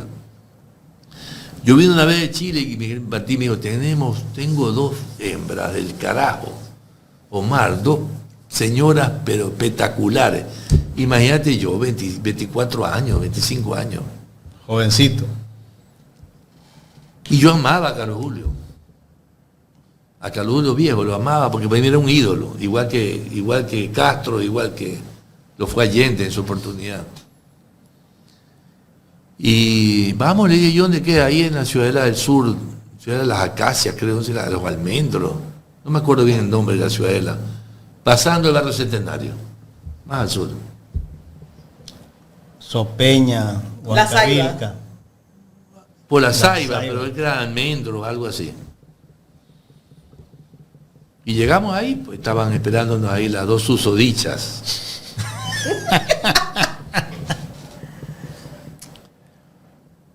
y yo con toda la pasión que llegaba, ¿no? Lleno de energía, de vitalidad. Chica, el 3 palos se me quedaba corto. Y llego yo, ¿y qué cree que pasa? Cuando ya me voy a bajar del carro, nos dice la señora, tranquilo, esperen. Y sacan y sacan una persona bien ebria cargándola. Era Carlos Julio. Carlos Julio se perdía a veces, ¿no? 2, 3 días, dicen. Oye, mira, discúlpeme, pero se me fue el amor a las patas. No pude. Entré y conversé, me tomé un trago. Esa señora me dijo, vamos al cuarto para que vea mi cuarto, qué bonito que está. Y ese cuadro me regaló Carlos Julio. Y esa alfombra me regaló Carlos Julio. Y yo... No se rían, pero fue verdad. O sea, que yo no voy a negar aquí la cosa. Estaba vendiendo. Ya que Carlita me pidió que lo cuente, yo lo conté. Estaba vendiendo. Ella lo estaba vendiendo a su amigo, pues. Vendiéndolo. Y no solamente eso, sino que yo me estaba despechando. O sea, le quitaron las ganas, se le quitó todo. Pecho, ¿no? Ella sacaba pecho. Como que eso para mí, como que sea. O sea, yo quiero como más. que para mí era un logro. Dije, ¿sabes qué? Le dije yo, así le dije yo, ¿sabes qué? Guárdate todas las cosas que te regalaron, que yo me voy. Y me fui. Me salí y me fui. Hasta luego, señora, hasta luego me fui. Le mató toda la ilusión. Me mató todo. Me quedé cero polito, cero. Terrible. Doctor. Pero Carlita está que se ríe ahí en chiquito, ¿ah? Doctor. Es que me río por lo que ponen acá. Que, Ya me imagino que están poniendo barbaridades ahí. Solo por fin de año se cuenta esto, ¿ah? No vayan a pensar un momentito. Ayer fue el Día de los Inocentes, no hoy día. Sí, es que ayer no trabajamos nosotros. Bueno, pero pónganlo como que es el Día de los Inocentes. Así es. Dice que el doctor pagó solo por ver.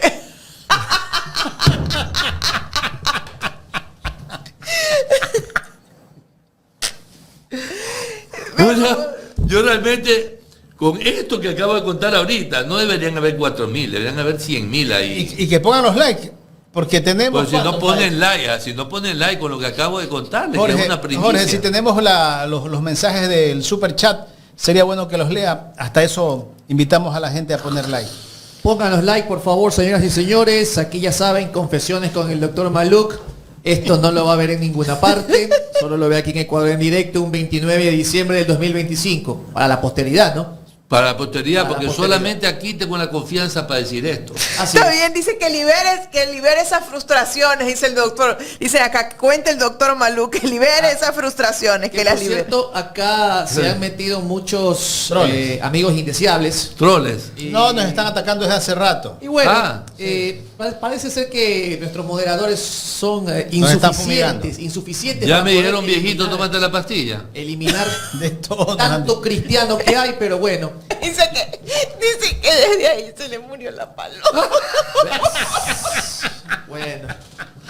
No, pues no hubiera tenido los hijos que he tenido. Pues, no. Bueno. ¿Cómo es eso? Ahí se cayó ese troll. Bueno. Dios mío, Tenía- no más. Por favor, yo no puedo con este tipo de segmentos.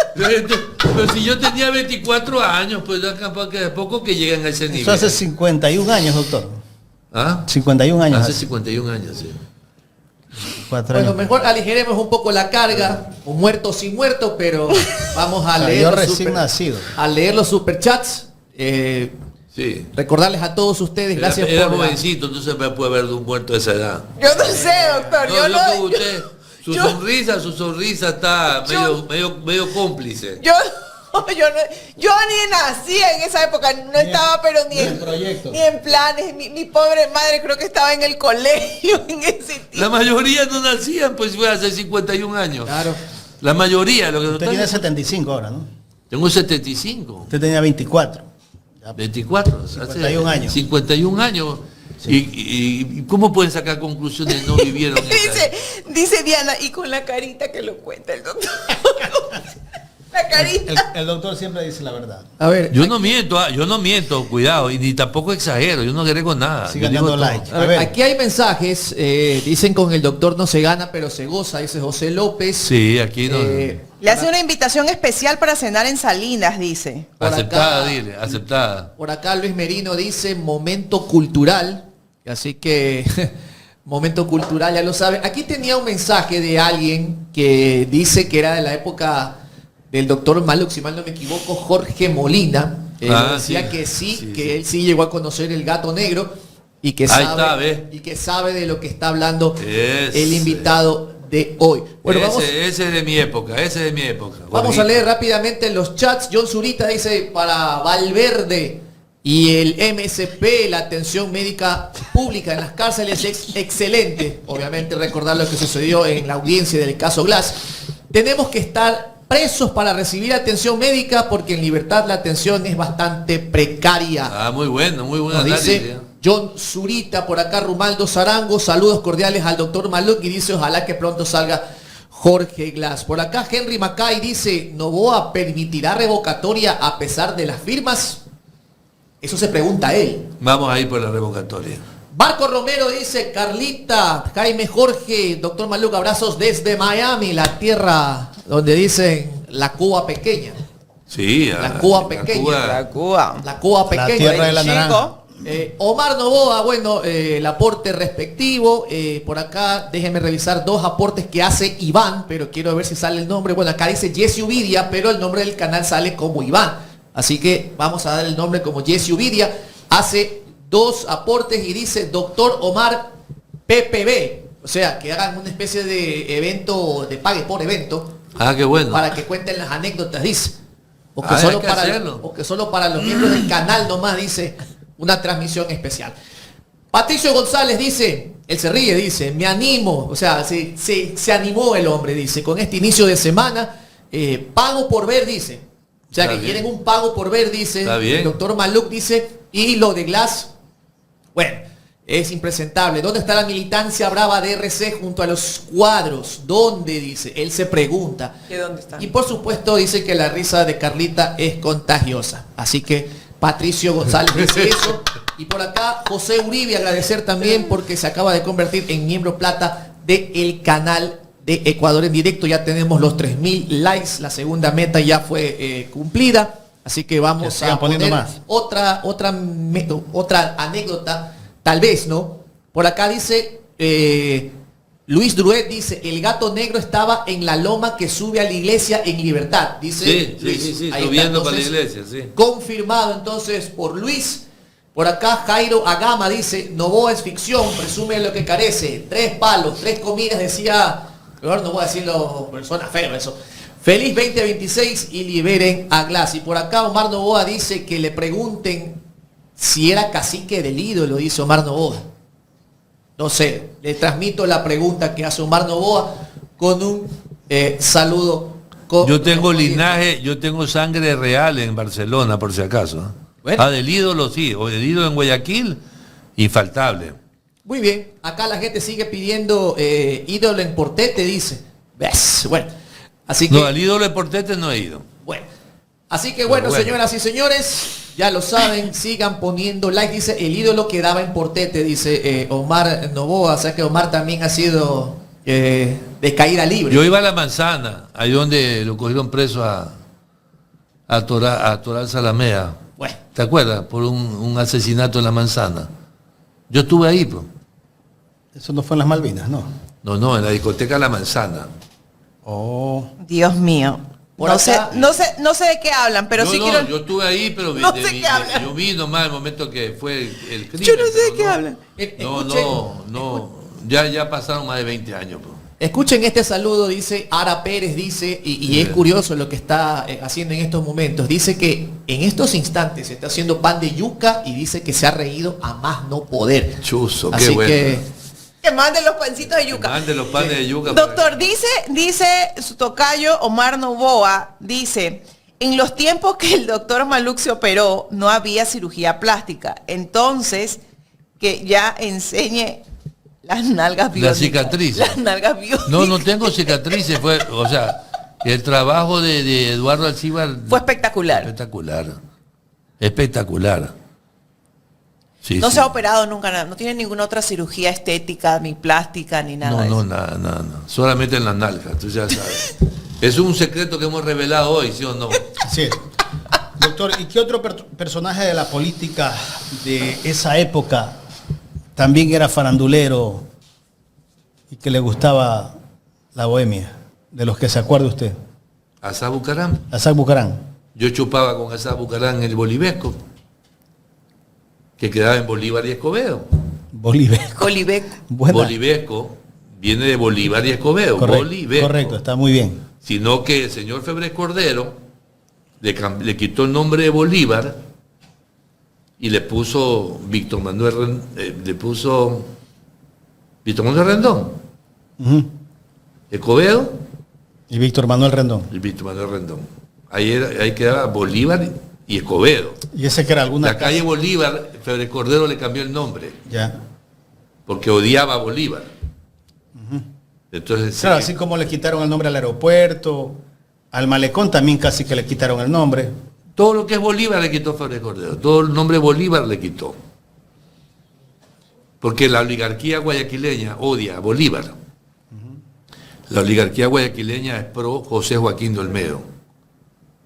Y piensan que Bolívar nos quitó la independencia de la República de Guayaquil en esa época. Guayaquil llegaba desde la zona de Esmeralda, más o menos Quinindé, por allá, hasta la provincia del Oro, Hasta Tumbes, ¿no?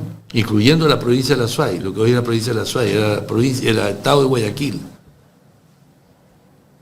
Y Guayaquil era grande, independiente. Pero ya pues, Bolívar nos quitó ese estatus y nos anexó a la Gran Colombia. Y nos formamos parte de la Gran Colombia. Pero nosotros si no hubiese fracasado lo de la Gran Colombia, estuviéramos mejor.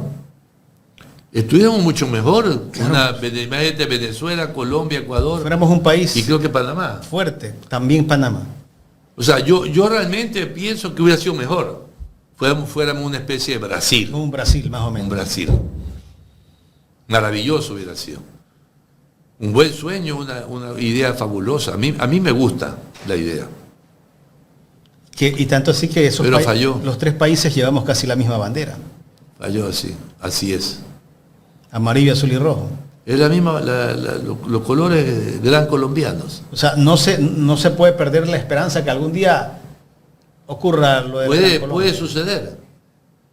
En el mundo moderno puede suceder. Aunque lo que sucede normalmente es la balcanización de los países, dividirlos para poderlos gobernar, como hicieron con los Balcanes. ¿Ya? Bosnia, Herzegovina, Eslovenia, Chequia, todos lo separaron, todos lo dividieron. Quieren hacer la balcanización de Siria y que los drusos se queden con el sur de Siria. Quieren hacer la balcanización de Irán para que los iraníes se dividan. Eso le conviene a los grandes imperios, la balcanización de los países. A nadie le conviene que se una Venezuela, Colombia y Ecuador. A nadie. Lo de Don Buca, doctor. Don Buca iba a chupar cerveza, ahí donde iba yo con mis amigos. Yo tenía un amigos buenos para la cerveza. Yo también era bueno para la cerveza. Y eso que poníamos la java de cerveza en el piso. Y ahí se sentaban. Y ahí nos sentábamos en Bolívar y Escobedo, el Bolivesco. Y ahí llegaba Don Buca. Pero Don Buca tenía una borrachera terrible. Que hacía relajo. No, te voy a contar una cosa, que Don Buca llegaba un momento que ya no podía pararse. Y teníamos que cargarlo, ayudarlo nosotros, que éramos muchachos jóvenes. ¿No? Tenía un amigo mío que en paz descanse, que era muy bueno para Bolívar Ulloa se llamaba. Íbamos ahí. Éramos un grupo de amigos de Cristóbal y de San José. ¿Ya? Mitad Cristóbal, mitad San José. Carlos Julio Barrosemena Pite estaba ahí. Y íbamos para allá. Qué delantera, ¿no? Una delantera increíble. Y a Don Buca había que agarrarlo y levantarlo para ir a llevarlo al baño. Él pedía, llévame al baño, por favor, borracho. Y lo llevábamos al baño, a Don Buca. Era el lugar, la taberna preferida de los guayaquileños, los borrachos guayaquileños era esa, el Bolivesco. ¿Por qué Don Buca se pelea con Jaime Roldós? Porque él tenía una concepción diferente del partido político. Jaime Roldós fue una especie de sangre nueva. Acuérdate que el CFP viene de Guevara Moreno, los Jagna, Antonio Jagna, Muse y Asá Bucarán, una escuela antigua, políticamente antigua. Don Buca era el cobrador de mi papá, po, y de toda la colonia libanesa. Don Buca era el que cobraba las letras, el abogado que iba a provincia. Don Buca conoce el país, porque era el cobrador de la colonia libanesa. ¿Pero tenía ya esa proyección de político? No. Mira, te voy a decir una cosa, lo que le hizo Don Buca a mi papá. Te voy a contar. Este fin de año va a ser bueno aquí. Así que me suben los likes, porque esta es buena. A ver, pónganos like para que el doctor siga contando esa anécdota. Mira, Don Buca era el que cobraba las letras de cambio de todos los vendedores de telas descendientes de libaneses y sirios. Mi papá era sirio, Ajá. de Guayaquil. Usted también tiene Origen algo de sirio. Sirio. Los sirios son buena gente, ¿no? Excelente. La mayoría de los trabajadores en Alemania, en Düsseldorf, son sirios, porque son muy buenos trabajadores. Entonces, Don Buca cobraba y cobraba, y él ganó dinero yendo a Esmeralda, yendo a Manabí, yendo a la sierra, yendo. Él se conoció el país como cobrador, abogado cobrador. ¿Ya? Y me contaba mi papá, medio en serio, medio en broma, que Don Buca a veces las letras que iba a cobrar las devolvía a cambio de favores, ¿no? O sea, era bien, ¿cómo se llama? Bien, ¿cómo se llama? Que le gustaban mucho a las mujeres, digamos. Ah, ya, muñeco. Bien muñeco, sí, bien mujeriego, va a ser más correcto. En gigoló. Gigoló. Y él le canjeaba. Pero Don Buca, cuando ya fue alcalde, había un problema cuando él tenía un opositor muy grande que se llamaba Garay, de apellido Garay. No sé si lo puede buscar ahí, cuando Don Buca le metió el tiro a Garay. Búscalo, Jorge. Garay. Cuando Don Buca, en el buscador en Google, Don Asá Bucarán le dispara a Garay, que era un opositor político de él, en el aeropuerto de Guayaquil. ¿Ya?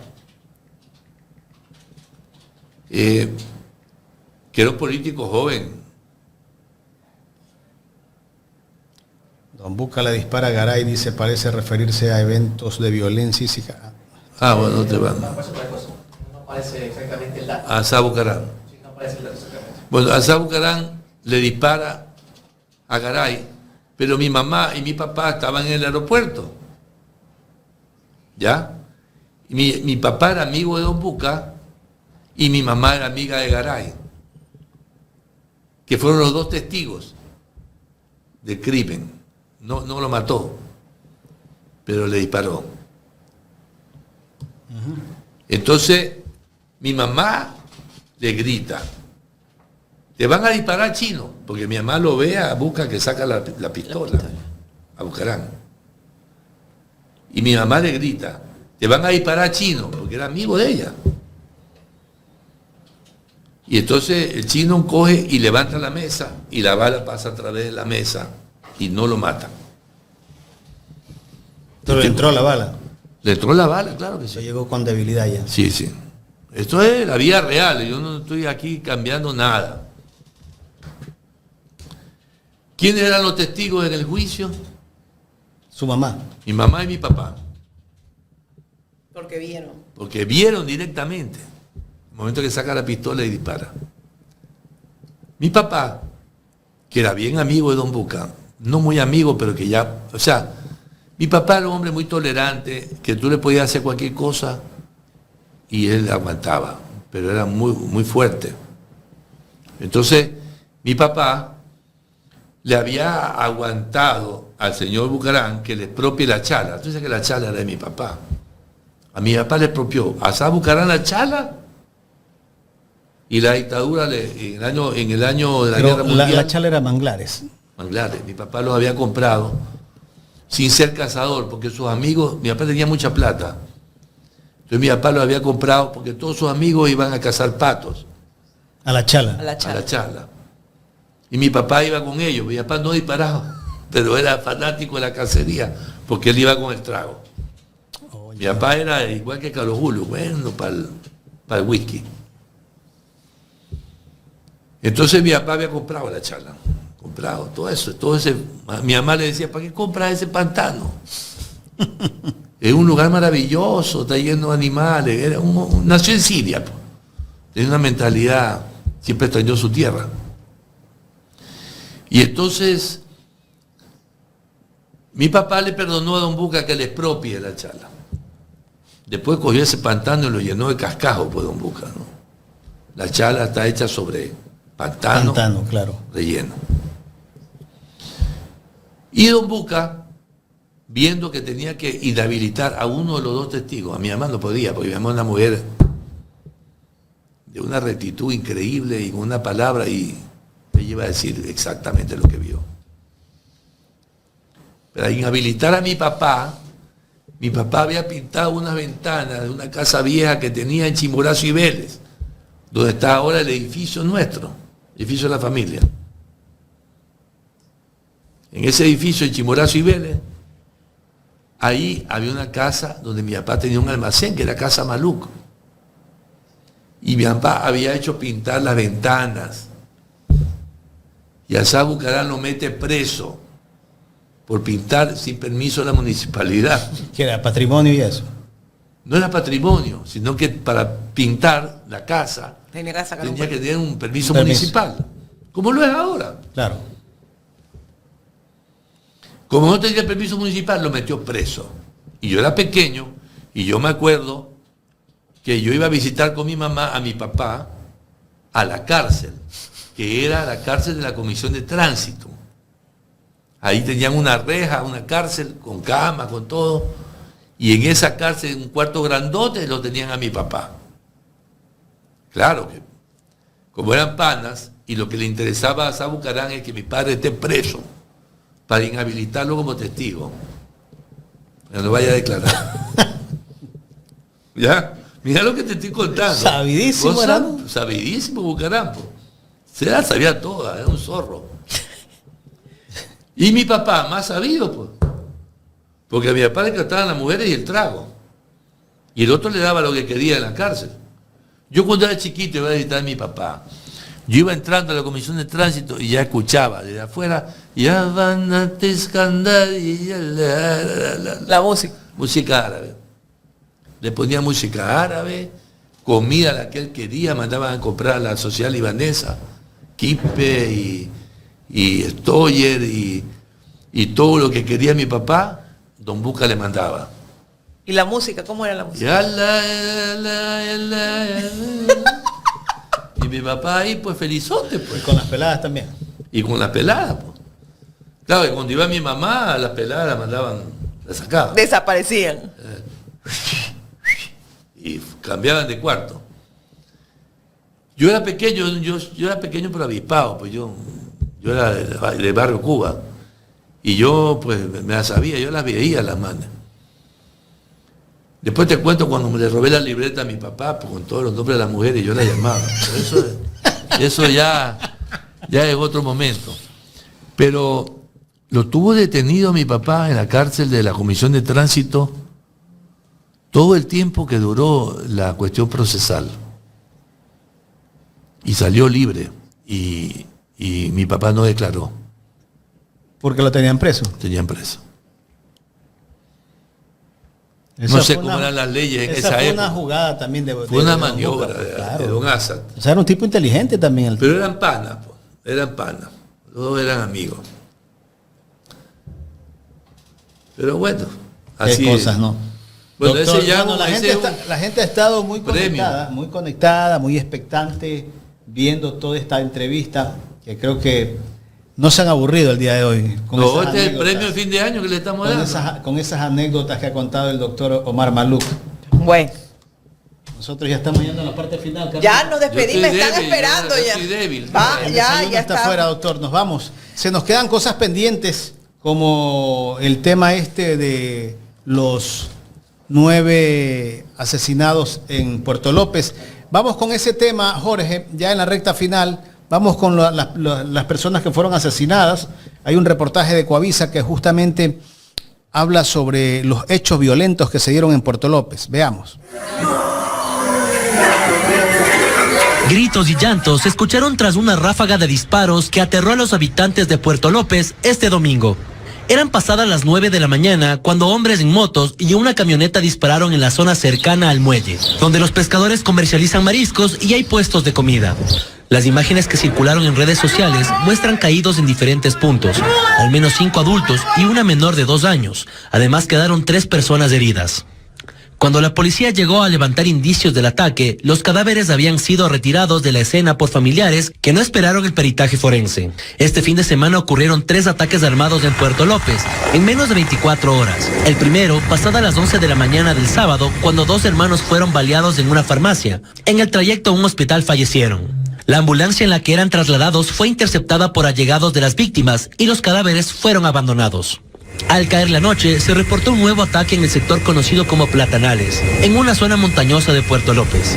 Allí un hombre fue asesinado. Fue el único cuerpo que recogió la policía este domingo para trasladarlo al Centro Forense de Manta. La víctima aún no ha sido identificada. El ministro del Interior, John Reinberg, llegó a la tarde de este domingo a Puerto López. Hasta el cierre de esta edición, la policía seguía realizando operativos en las vías de acceso al cantón y allanamientos buscando a los responsables de las muertes. Entre las evidencias, se decomisó una moto utilizada por los sicarios y reportada como robada. Según las autoridades, en Puerto López se mantiene la pugna entre bandas por el control del territorio.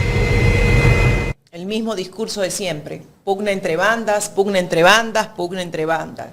Pero que realmente Un niño de 2 años. tengan un plan, no lo tienen. No hay plan. La muerte, ¿no?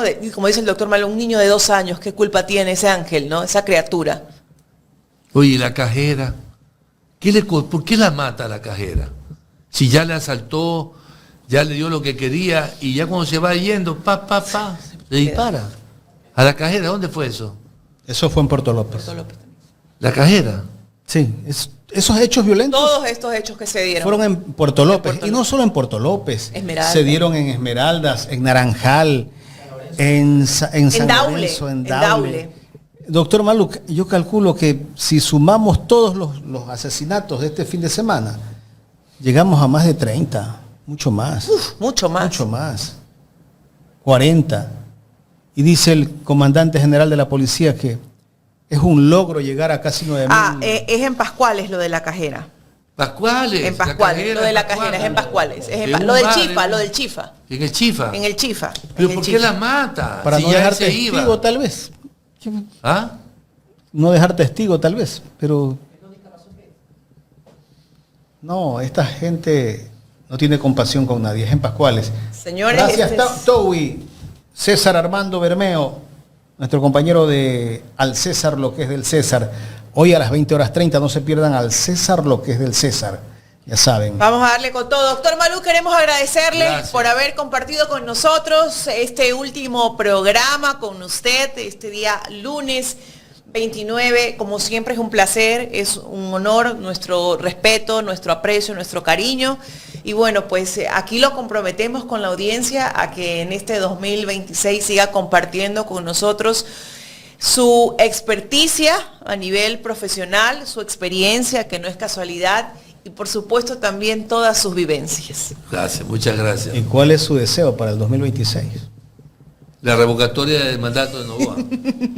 De una. Todos estamos pensando en eso.